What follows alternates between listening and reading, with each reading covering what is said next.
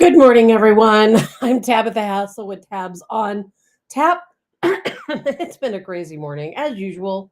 Nothing unusual for me at all. Uh, I'm having some technical issues. Hopefully, you can hear me. I'm going to try to move my laptop a little bit closer. I don't know what is going on with my sound system. Everything worked fine with my sound. Sometimes I'll accidentally mute myself, but everything's been working fine with my sound for a year now. Then all of a sudden I use these wireless go-to microphones, and I don't know, maybe I'm just gonna have to put my hardwired microphone up if you guys cannot hear me today, because yesterday it worked fine, and then a couple days before that it wouldn't work at all. But either way, I am definitely running late. I planned on having kind of a short show anyway today. I was so tired this morning when I woke up. I thought, man, there is no way I'm going to be able to do a show. So it's probably going to be a really bad show. There's a lot to talk about, but limited time in talking about it, of course, since I'm running a little bit late this morning. And if you don't have to get out on the roads today, that's the very first thing I'm going to start with. Just don't do it. Just do not do it. I had to work yesterday. On a normal day, my commute to this particular theater, of course, I work in anti piracy. So I work at different movie theaters around the area. This particular theater yesterday, we were having a press screening of the movie Avatar, and I was trying to hurry up and do my normal drive there. Now my normal drive would be about an hour and 15 minutes, hour and 30 minutes, something along those lines. Obviously, I knew yesterday was going to take longer. I didn't, so I left early. Thank God I left early. It took me 3 hours and 15 minutes to get there. What would normally be an hour and a half drive. I am so glad that I left early. Good morning, Dottie. Driving in a snowstorm is very stressful. It is, Dottie. I feel like I have PTSD from it, quite honestly. I don't even want to look outside and see the roads.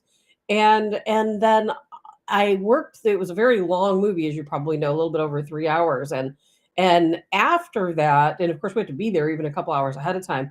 So I left there last night about 10:30 p.m. I didn't get home until 1 a.m. Well, actually a little after 1 a.m. And then I, didn't get sleep until almost 3 a.m. and then had to wake back up at 6 a.m. So I'm really tired today. But I'll tell you, I drive a Jeep. I had four-wheel drive on the entire time, and it just made no difference at all. I don't, and people are, yelling at MoDOT this morning.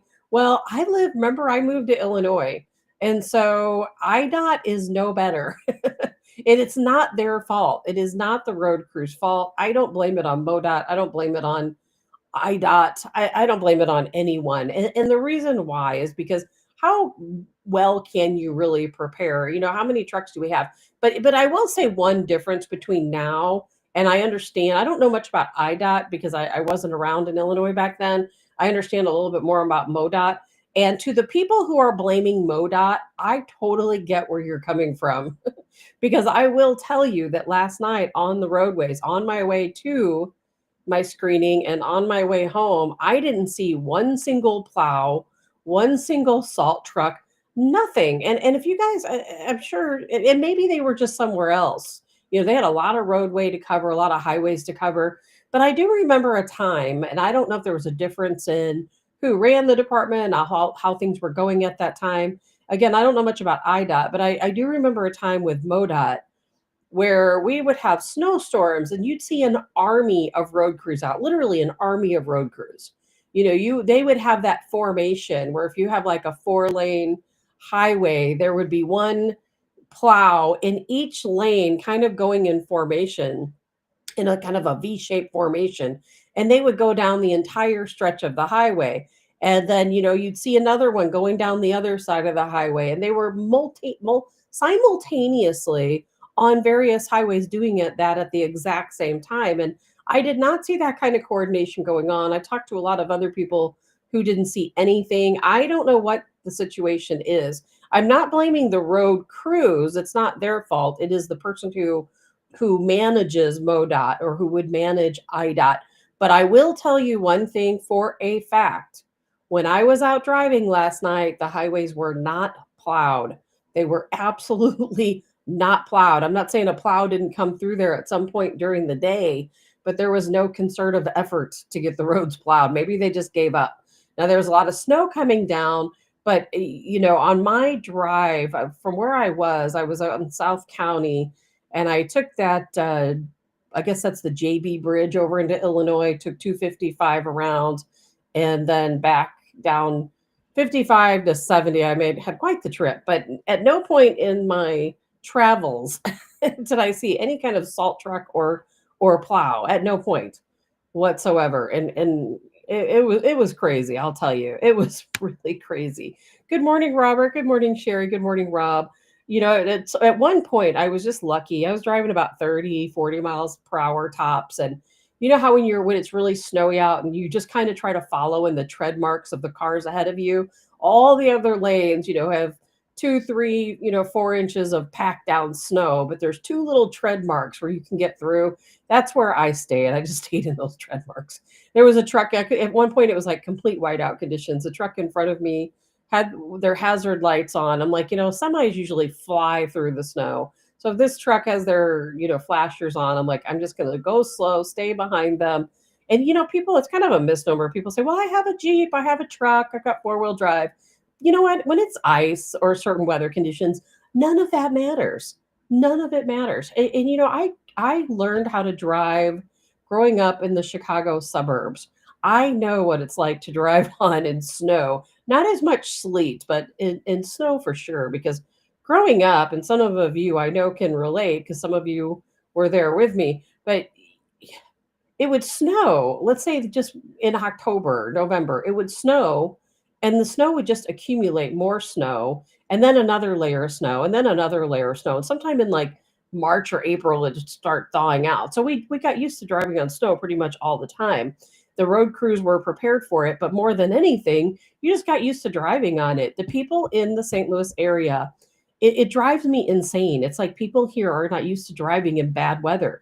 There were trucks that I saw, and I'm talking about semi trucks, I'm talking about pickup trucks, and just random cars. I saw like a Toyota Corolla like flying past me, and I'm like, "Are you crazy?" It just takes one wrong move, one slick spot. Not only are you going to wipe out, but you're going to wipe out the rest of us too. I'm just trying to get home. I don't want you to wreck into me. People, slow down. If you have to get out, just take it easy. And then like the last 9 to 10 miles, as soon as it started getting closer to 12:30 a.m., 1 a.m., the roads got just slick. Where I was kind of driving in that little tread pattern, it just turned into black ice. And so my last 9 to 10 miles, I was all over the place. I mean, me and everybody else, all the big trucks slowed down. Everybody was just going at a snail pace. It was better to drive in that time of the impacted snow than on that black ice because I'll tell you, my even with four-wheel drive on, even in my Jeep, I was sliding back and forth. I never did like a spin around or anything, but I did slide into another lane. And thankfully, there was very few people on the roadway. I hope it stays that way today. I'm seriously, I think I have PTSD from driving last night. I'm like, my knuckles are going to hurt. My son, he worked with me last night, and I told him, I'm like, I feel nauseous. I'm like so tense, I feel nauseous. Because if you think about it, driving in these crazy weather conditions, 3 hours there and 3 hours home, that's a lot of scariness. Robert says, broke governments, local, city, state, and federal, infrastructure falling apart everywhere. Maintenance is not what it used to be. Because you know why, Robert? Because we're giving all of our money to other people who don't need it. That's why. We're not funneling the money into the programs we need to put them into. That's the problem, isn't it? Where is all the money going? I know where it's going in Minnesota. We're going to talk about that in a second. Sherry says four-wheel drive does not work in ice. No, it absolutely does not. I remember one time, Sherry, I was in my older Jeep, and I remember going down this hill, and all of a sudden my Jeep turned sideways, and I just slid all the way down the hill. And at the bottom of this hill was this big ravine, with water and everything. And I thought, man, this is it. There was no control. And I'm talking about 300, meter slide down this giant hill. I thought, man, I'm going to get to the bottom. There's a curb down there, and I'm going to flip over that curb and end up in that water. But thank God I didn't. I hit that curb sideways, and my Jeep just the tires kind of came up a little bit and then came back down. And ever since then, man, when it's icy out, I just do not even mess with it. And I just ordered some new tires too for my Jeep, and they were supposed to come in today. I got some big, like mud snow tires. I'm like, I am not messing with this stuff anymore. And they were supposed to come in today. I was supposed to have them put them on at 6 p.m. But of course, because of the snow, they're delayed. And I work 16 hours tomorrow. I'm not going to have any time tomorrow. I will not be here to have a show tomorrow, unfortunately, because I have a very, very long work day. We have another Avatar screening. We have a screening of that new movie, the Neil Diamond movie, and then we have a screening of The Housemaid. Now, normally I don't even say that much. I think I'm okay to say the names of what we're working on tomorrow, but I cannot give you any details at all about the films. And let's see here. Good morning, Kevin. Dan says, and keep your distance from cars with frozen snow on the roofs. If they suddenly come loose, they can hit your windshield like a brick. You're right, Dan. And that is one thing. It's one of my pet peeves, I think, with driving in crazy weather is that please, please, please, please, before you leave your driveway, go out and take all that snow. If you can reach it, take it all off your vehicle. There's been times when I couldn't reach it because I'm exceptionally short, being 5'2", and I will drive, in my driveway and like hit my brakes and it all flies off the back. But just do that in my driveway before I get out on the roadway. But do your best to wipe that off because I'll tell you, you do not want that to hit another car. And to your point, Dan, what happens is your car is warming up. So at the layer of snow on the very roof of your car, it starts warming up and it turns into a solid chunk of ice. And as your car continues to warm and it turns into ice, it starts freeing itself from the top of your vehicle. Then you're driving down the highway and the wind starts picking up or you have to brake or something happens. And that it does, it just flies right off. It can easily go through the windshield of another car. And Glesna, good morning, Glesna, from the Upper Peninsula, Michigan. You say the UP takes pretty good care of the roads, but I don't drive anymore. I have an Edmund. Glesna, I always see your Edmund driving, and you guys are always out having such a great time. Again, like I said yesterday, I live vicariously through you and Phyllis. Good morning, Nancy. So again, lots to talk about today, so we will get to it. Please, again, if you've got to get out, just be careful because people, I'm sorry, people in St. Louis they don't know how to drive on a regular day. They definitely don't know how to drive on a snowy day because people here are the craziest drivers I've seen outside of Nashville. When I drove through Nashville on my way to Georgia and then on my way back, people in Nashville drive worse than St. Louis drivers, but it's pretty bad. All right. So speaking of money, where does your money go? Right? You're saying, well, it's not going to MoDOT. What if you're in Minnesota? Where's their money going? Where's everybody's money going? Outside of NGOs and funding all this ridiculous stuff with illegals and everything else. Yesterday we kind of touched base on this, what was going on in Minnesota and all of the theft and the fraud and everything else going on with the Somalis. I I read this morning. Now, this came from Treasury Secretary Scott Bessent. This may or may not shock you. It may or may not shock you. But this is about a Somali fraud ring where they've stolen billions of dollars in taxpayer funds. This is not yesterday. Somebody said, well, that's campaign money or something like that. Or you said they probably put it to campaign money. This is taxpayer dollars. If you live in the state of Minnesota, now I don't know if this is any federal taxpayer dollars, but it's at least state tax dollars in the state of Minnesota, if I could say that right, your money's being given to terrorists. I mean, literally terrorists. Okay, we're going to start here. Scott Bessent says, at my direction, U.S. Treasury is investigating allegations that under the feckless mismanagement of the Biden administration and Governor Tim Walz, hardworking Minnesotans' tax dollars may have been diverted to the terrorist organization Al-Shabaab.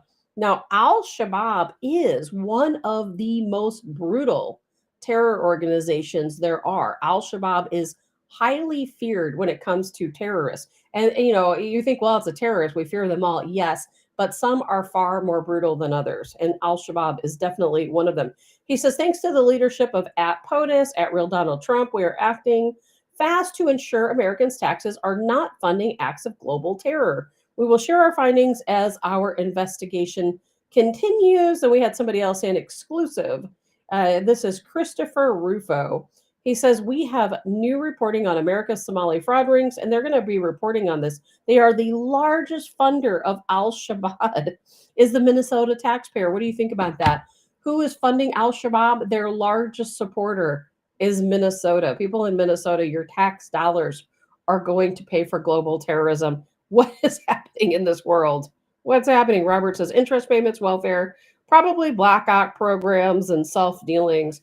Man, it's frustrating to me. I can't even hide it. It's just frustrating.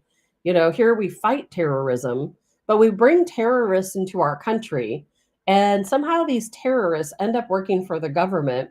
And somehow these terrorists end up being able to take your tax dollars and funnel them into a fraud ring, a criminal ring. And then that money goes into supporting terrorism. And then what? And now let's backtrack a little bit. I know we as the United States under Democrat regime funded terrorists all the time. We funded Hamas under Obama and under Joe Biden.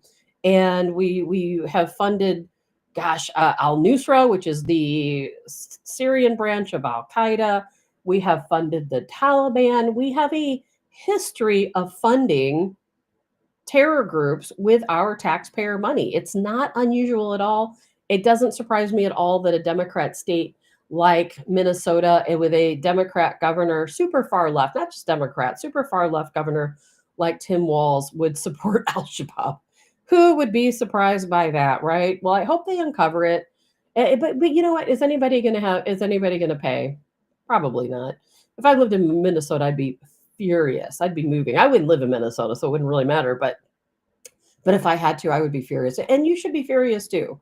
Because even though that's happening there, what do you think's happening in some of these other states? What's happening with some of your federal tax dollars? Sherry says it's our corrupt, blackmailed, compromised politicians. I know, Sherry. Wouldn't you just like to wipe the slate clean? Just wipe the slate clean. Let's just get rid of all of them. How about that? We'll just get rid of anyone who is in a government position above, let's say, your city council. Let's just wipe the slate clean and let's just start all over. Let's just get rid of Congress. And speaking of, Donald Trump is going to make an announcement today.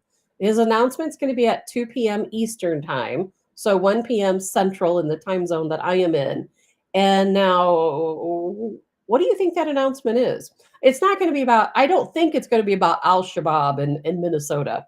There's a lot of things it could be. I don't think it's going to be about that. Robert says, budgeting process is also a problem. Spend or lose funding. You know what? You're right, Robert. And let's just say you are running the state of Minnesota and you have all of this funding and you're like, okay, I have to spend this money by X day or we lose it. Well, I'm not going to go give it to Al Shabaab, and don't tell me that Governor Tim Walz was not aware this was going on. Of course he was. He's probably like Obama. Oh, Al Shabaab, they're just moderate terrorists. Al Shabaab is a very dangerous terror organization, and particularly in Somalia, and they are just running rampant here in the United States as well. But you know what? You take your money and you fund it into something else. I don't know what. I don't know what Minnesotans need, but fund it into something else, not Al Shabaab. And I hope all of these people are exposed. Now, today at 2 o'clock, again, Easter time, Donald Trump says he has a big announcement.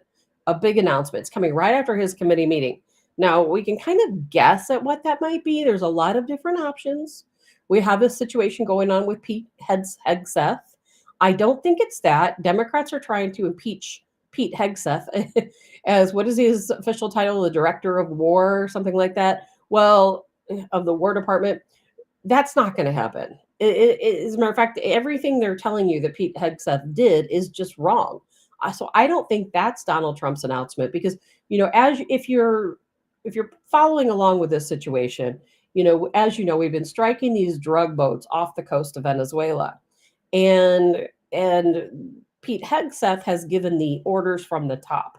But here's where that ends. He gives the order from the top that says, okay, let's strike, I'm going to give you approval to strike this boat or these boats that are leaving their port that we suspect are carrying drugs. That's where his direction ends.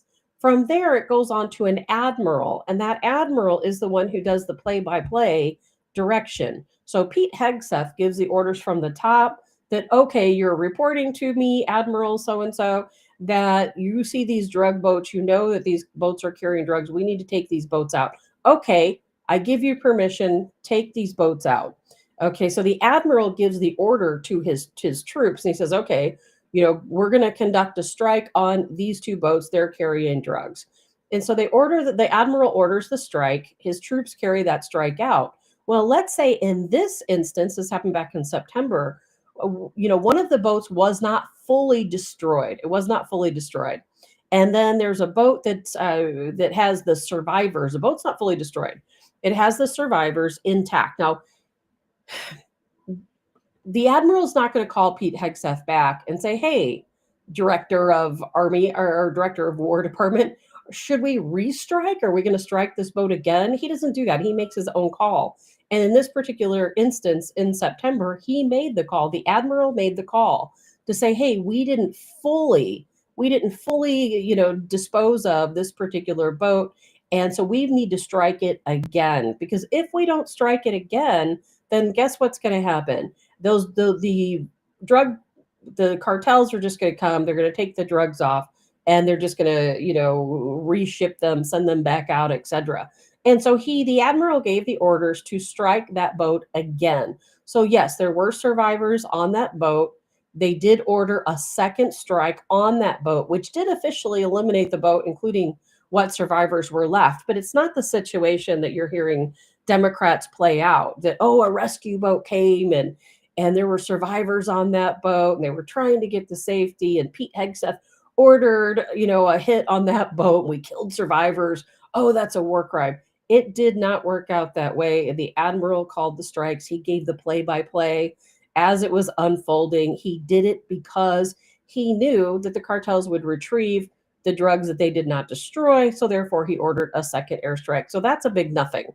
Democrats are gonna play it out as much as they possibly can, but that's a big nothing. So I don't think that's what Donald Trump is going to talk about today. And Lori says it could be the most positive announcement ever, and I will see so many posts about how terrible it is from the other side. He could announce that he adopted a puppy, and the other side will say he hates cats.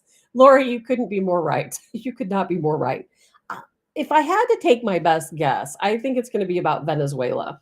And I want to make sure I get the strike group correct before I get too far here. So right now we've been building up this escalation with Venezuela for quite some time. Speaking of the drug boats, we know that Nicolas Maduro, the president of Venezuela, supports the cartels. We already know that. We know his big business is this drug smuggling and into the United States, which killing, literally, it is literally killing hundreds of thousands of Americans every year. I think the last report I read was just fentanyl. Was it fentanyl? Fentanyl alone kills like what, over 300, almost 400,000 Americans every year. Do I have those numbers right? Because I'm just kind of going on memory. So that's a big deal to us. Nicolas Maduro is our enemy. And as we said yesterday, Donald Trump gave Maduro a warning. He said, "This is your last warning. This is your last warning. You and your family need to leave Venezuela immediately. Immediately. If you want to be safe, leave immediately."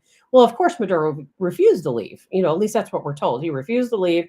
There were videos posted of him yesterday. He's got his army fatigues on. He claims he's ready. They shut down airspace over Venezuela a couple days ago. That happened over the weekend. Even though Maduro denies it, obviously we have reconnaissance. We can see that the airspace was shut down because he knows it's coming. We know it's coming. And so the only new development is we have 11 U.S. warships, including the USS Gerald R. Ford. They are now surrounding Venezuela. And again, Trump is saying, "Hey, we have you surrounded, abdicate, or face military removal." And Donald Trump apparently called Nicolas Maduro yesterday. Nicolas Maduro begged him allegedly for amnesty. Donald Trump said no. Absolutely no. Pack your stuff, take your family, and get out. If you don't get out, we're coming in to get you. And I think that's what the announcement's going to be about today. Robert said, "Venezuela fixing elections through voting machines makes them also our enemy." You're right. Nicolas Maduro, I will never believe won a free and fair election. I don't. I don't believe that. I think and again, there's so many different things going on today that it could be so many different things that Trump is going to announce. But I really think his he's going to announce, and by the time we hear it, it will probably have already happened. Most likely sometime like now, maybe overnight, maybe now, maybe between now and then, we're going to have our troops going in and removing Nicolas Maduro and his family. And what's going to happen to him if we remove him is going to be a whole different story than if he leaves on his own. So Donald Trump, President Trump, gave him the option, take your family and leave.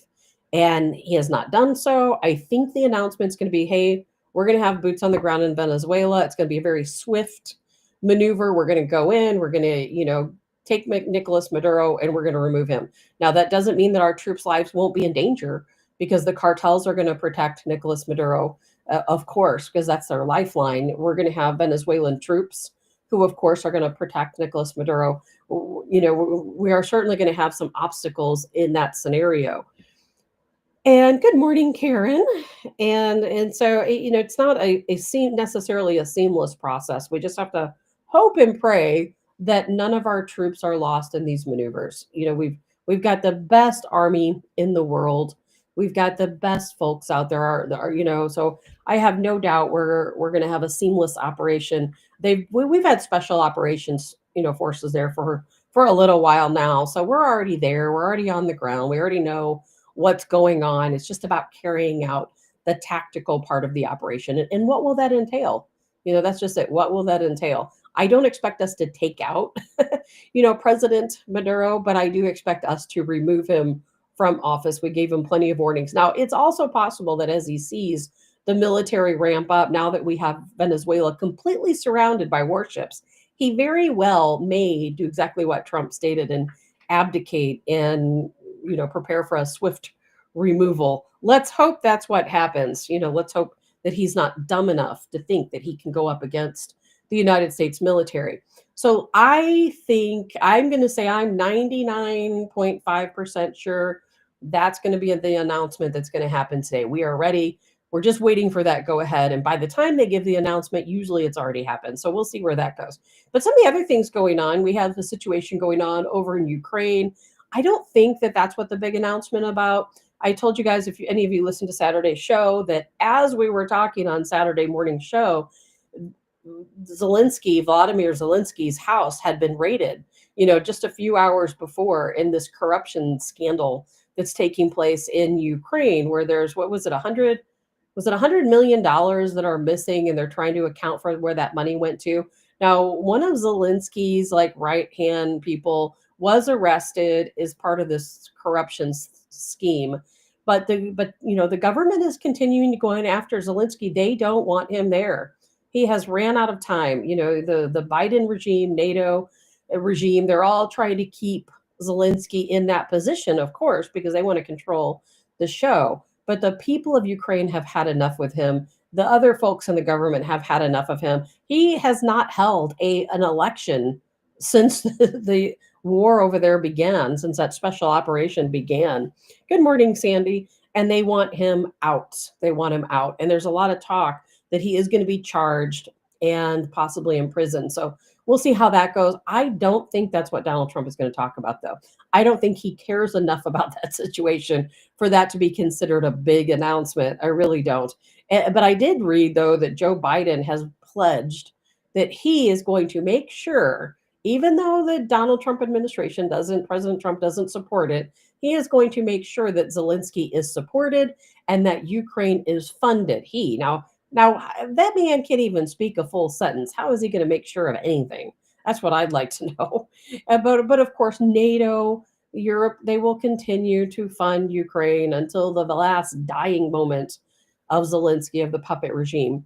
Now, and speaking, one thing I didn't add when we were talking about Venezuela is that we absolutely are going to replace their government.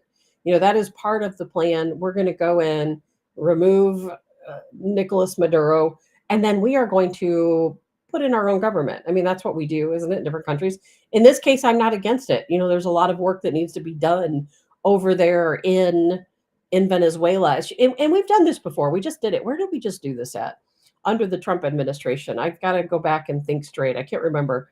But there was another country just recently where we made sure Argentina. We made sure that we and the folks we selected, won that election. And again, that's a very positive thing for Argentina and a positive thing for our relationship with Argentina. And it'll be the same for Venezuela. We're going to, the people of Venezuela, only the criminals will protest what's getting ready to happen to them. Only the drug cartels and the criminals. Anyone else in that country will welcome the change because these people, they need a reprieve from the rule of Nicolas Maduro. It's been really bad over there. When you think that he opened the prisons, just let everybody go, ship them all off to the United States, it's just pure craziness. I'm trying to think, is there anything else going on in the world? Oh well, yeah, that Donald Trump could be announcing today. If it's not Venezuela, what else could it be? It could be immigration reform. Some of the plans are, in talks for that. We know, that the Trump administration has been trying to verify, and they are correct, that Donald Trump he can legally, constitutionally stop immigration in this country. And I'm talking about legal immigration. I'm not talking about people crossing our border illegally. Donald Trump, as the president of the United States, has the authority. This has been verified according to the Trump administration. It has been verified that, yes, if Donald Trump wants to halt all legal immigration into this country, he can do that. Yeah, he can halt all legal immigration. He can halt partial, legal immigration into this country, and of course, he's going to do that. And as he should, absolutely as he should, because I'll tell you, we're being invaded. We've been invaded. And that invasion continues to happen. And at some point, we just don't have our vetting process where it needs to be. We need to better, be able to better vet people. And part of the problem, under the Joe Biden administration, to some degree under the Obama, was actually as many things as I don't like Obama, his immigration policies were actually pretty good. And he did a pretty good job deporting people. So I can't really attack him too much on that. But under the Biden administration, we know it was just free flow. The faucet was open, people were pouring in, no one was being vetted, no one was being checked. And at one point with, let's say, Syria, we're just going to say Syria's example, Afghanistan is another example where we had a massive onslaught of refugees when ISIS was attempting, and I could go down a whole long trajectory here. I'm going to keep it short when it comes to Syria.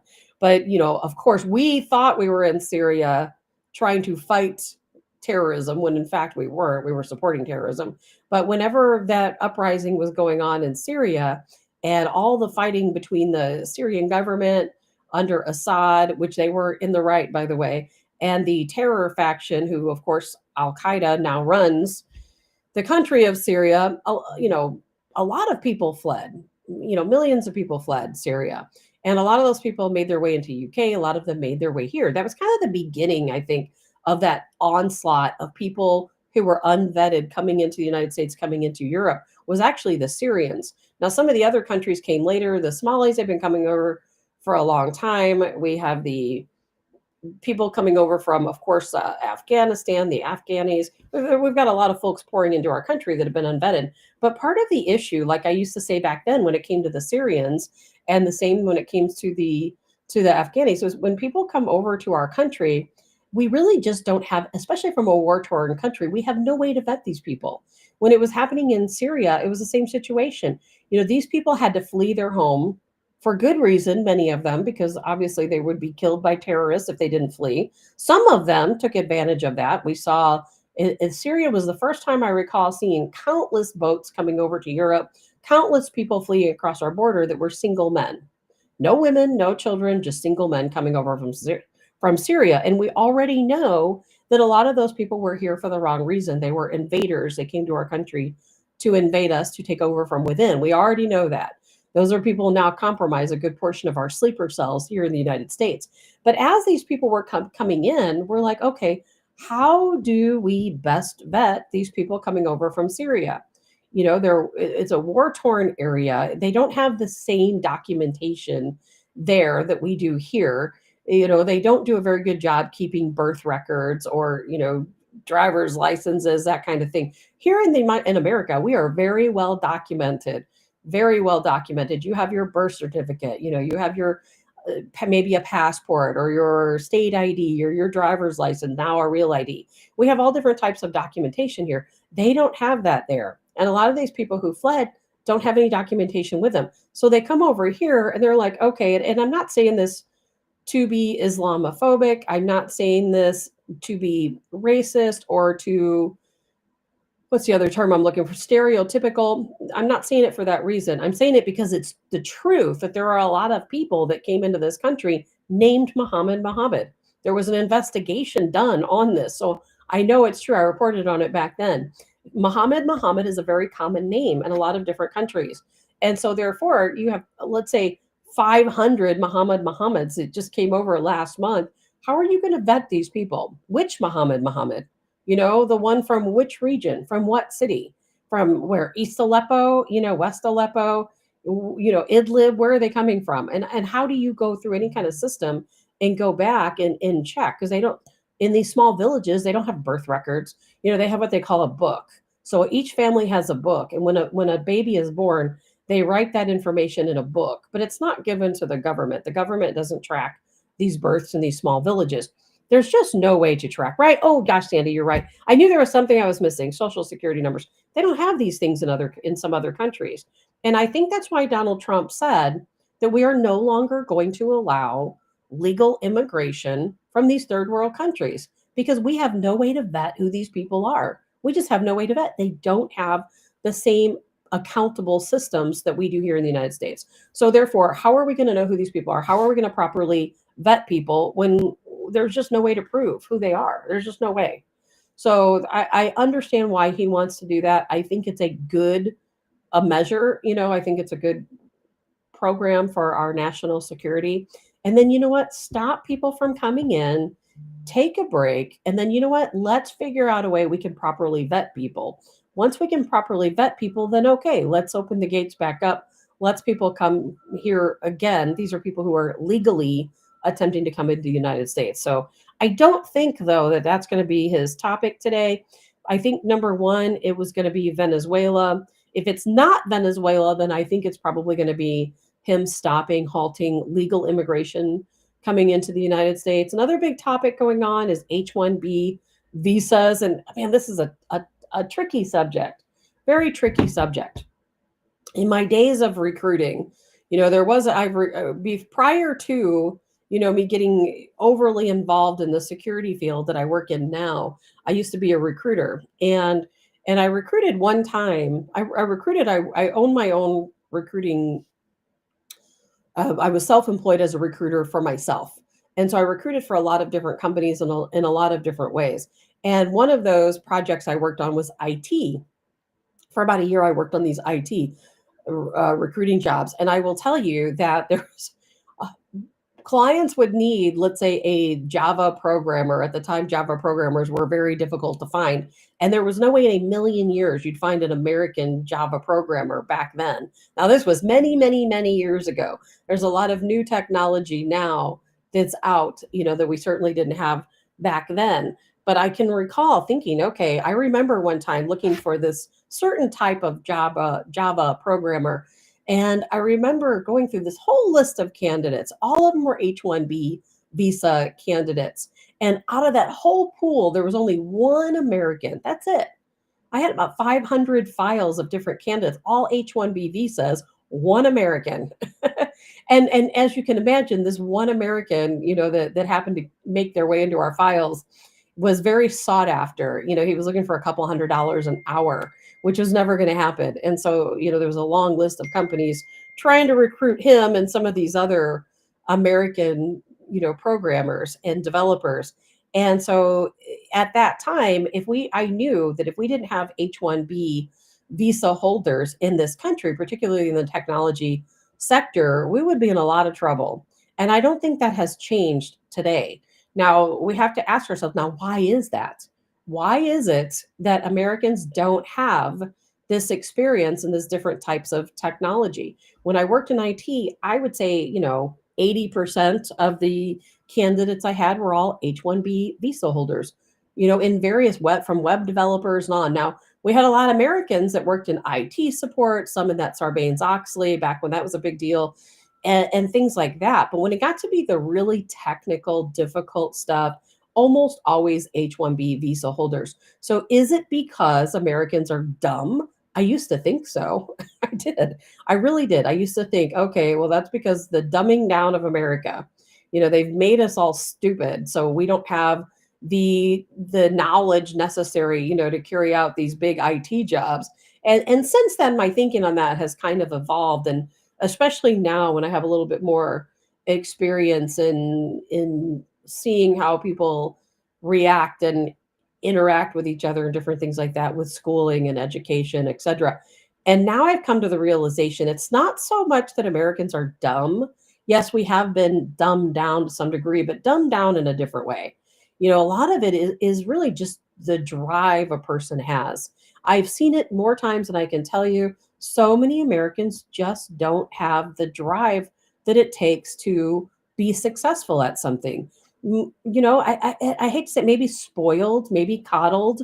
We were dumbed down, and maybe in that way, in that aspect, where kids are brought up to where they feel entitled, they're given whatever it is they want, and they're not made to work for it. We don't have that same aptitude to sit down. I've had some opportunities to work with students that were here in the United States from all different types of countries. And I'll tell you what, these students, foreign students that come here, and trust me, there's a lot of them. If you go to any college and university in the United States, you're going to come across a ton of foreign students. But I'll tell you what about those foreign students and how they differ from some Americans is that they're not out at bars, they're not out at nightclubs for the most part. They are at home studying. They have such great ethic, study ethic, school ethic, work ethic. They get part-time jobs. They're working, they're studying. A lot of times their parents are, giving them money so they don't have to work part-time. So they're, gives them more time for studying, but they really buckle down. And you know what? They put their priority as education first. And Americans were kind of the opposite. A lot of American students are party first, have fun first, do your part-time job first, and studying comes second. And it's really hurt us as a society and as a country. And I know there's a lot of people right now who are saying we don't want anyone else coming over taking our jobs. Let's not issue any. There are people saying let's not issue any more, of these H-1B visas. If we do that, if we eliminate people coming over into this country, I know I'm all for stopping immigration, even legal immigration, for these countries where we can't vet people. But when it comes to these H-1B visas, we desperately need these people in our country. We desperately do, because if we don't have them, if we expel them all, let's say, and don't take new ones, our entire economy is going to completely collapse. We won't be able to do a darn thing. There will be nobody in this country who will be able to function in these higher, technical levels. And I hate to say that, but it's true. And Robert says everyone is a winner, taught throughout their adolescent ages. You know what? You're right, Robert. And it has affected us in so many different sectors in this country. So many different sectors. And I'm telling you, Americans are smart. We really are. Americans are smart. Yes, they've changed education in a lot of different ways. They've adjusted the learning curves, and they've taken out honors classes because, God forbid, honors classes are racist, because not everybody can be in an honors class. But at the same time, though, Americans are smart. We have the ability to learn the same thing as any H-1B visa holder has. We have that ability. We just simply don't do it. It's more an ethic than it is anything else. So I hope that that's not something they canceled. I do not think that's what Donald Trump plans to talk about today. I think that's like the last thing probably on his mind today. But I've been seeing those articles coming out. Let's stop all H-1B visas. Let's, kick these people out of the country. I'm like, don't do that. Don't do that. Your cell phones won't work. Your electrical grid will be compromised. All kinds of crazy things will happen. So let's please keep those people here. Robert says our schools teach to the test. And I'll tell you, I'm not going to go down this road too far today, but the coddling of American children has affected us in so many different sectors. Just like you said, Robert, everyone is a winner. This is a long story, and I got to be careful what I say here because I don't know who's listening to this show, and I don't want to get myself in trouble. But I have became. I don't go out that much anymore. I don't see as many people as I used to. friends with a prior coach of the St. Louis Blues. Now, I'm not going to tell you which coach that is. He is no longer, with the St. Louis Blues. He is still a coach, but somewhere else. And he and I talked a lot.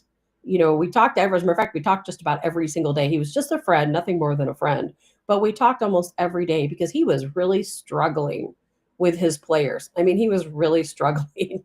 And he's like, I don't know how to relate to these to both, the administrators, the people who were the, let's say, the owners and management of the Blues, which I also know them. I know, I think most of the owners of the Blues as well as their management, and I like them all. They're all good people in my opinion. But what has changed is the players.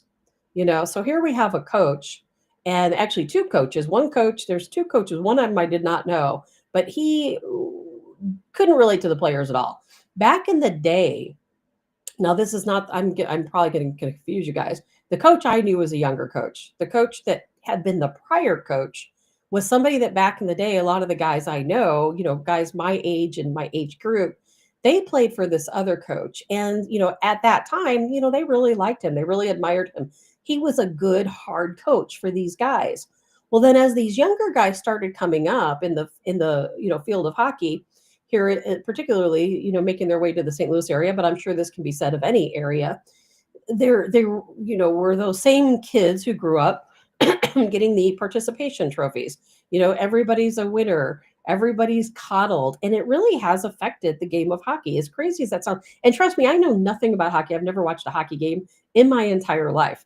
And, but I know the people and I know how these things work out. And it's the same thing. We had these new players coming in and they hated this coach. They hated him because he was hard on them. He was hard on them and they couldn't take it. The old guys who were used to, working hard and uh, that era of hockey, they loved him, but these young guys couldn't handle it. So this new coach came in. He was a good friend of mine, and he related really well to the players. The players just loved him, but he was easy on them. And what happened is they started losing because he was easy on them. The players were spoiled little brats. I'm sorry to say, many of them I know too, spoiled little brats, and it has just affected us. And my point in talking about that is just it has affected us in so many different sectors. Kevin says they have gotten rid of honors classes because they think it's racist to Black children. Thinking Black children can't earn a seat in an honors class is racist. Yes, I couldn't agree with you more, Kevin. That is absolutely 100% true. 100% true. And, and it's a big disservice, isn't it, to the Black community to say we're going to get rid of honors because we don't think that there's enough Black children that can reach an honors program. I think that's absolutely insane. And if I were a part of the Black community, I would be extremely upset that that happened because I'll tell you, when I was in school, I was not an honor student, by the way. I was absolutely not an honor student. I hated school. I absolutely hated school. And I liked going to have fun and talking to my friends and stuff like that, but I hated learning. I hated the classes. I just hated it. I was bored. I read a lot on my own at home. So when I went to school, I was just bored with everything. And I would have much rather been somewhere else. But I do remember in our honors classes that I went to 2 years of high school in Chicago, 2 years in St. Louis. And I remember plenty of Black children in our honors classes. So I think that's ridiculous. Now, some schools maybe don't have as much participation in an honors class, but that has a lot more to do with what's going on the parental side and the money that's being paid to the teachers. And I think we all know there is some inequality in schools. If you go to some of the inner city schools, let's say even in the city of St. Louis, you will hear people tell you the schools are not the same. A lot of teachers don't want to work in certain areas. So therefore, you have maybe, I'm not going to say bottom of the barrel teachers, because I think anybody who is a teacher is there for the right reasons, because God knows they have to put up with a lot. I mean, they put up with a lot, but it is just a very different environment for those teachers and for those students. And that's the real problem. And Robert, about 30 years ago, our colleges started using teams, thinking over the individual. So there is no leaders. Exactly, Robert. Again, I don't know anything about sports, but I do remember talking to this coach and him explaining to me how sports has changed. How they went from these really tough players to these younger people who have to be coddled all the time. And if you weren't a coach that coddled them, then guess what? They're not going to like you. They're not going to play for you. I kid you not. There were players who refused to play for this other coach. And so this younger guy would get them to play. It was a crazy situation. And this happened in professional hockey. I promise you it did happen. And I'm not going to say who or name any names because I know who the names are, but I would never reveal that information. But it just and if it's happening in St. Louis, it's probably happening in other areas also. All right, guys, I don't think, I better be sure, I don't think there's anything else I need to talk about today. I'm not going to be here tomorrow because I have I have to work. I have to work 16 hours tomorrow. I hope to God that these streets are better. I think they will be by tomorrow because I don't have to drive anywhere today, thank God. I am not leaving this house. Robert says, soy boys. I hope you guys don't have to leave either. I hope you guys all take it easy today. Do your best. If you do have to get out, please be careful. Please be careful. I know you guys are all safe drivers, but those people around you, maybe not so much. So please be careful.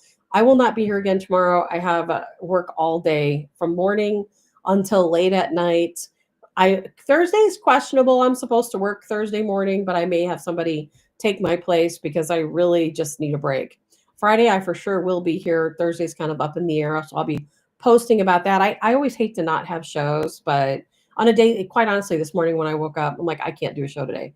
I'm so tired that I feel nauseous. I'm not going to be able to talk. And I'm like, well, we're just going to talk about Donald Trump's meeting today and decide what that's all about. And that'll give us all something to talk about, which it has.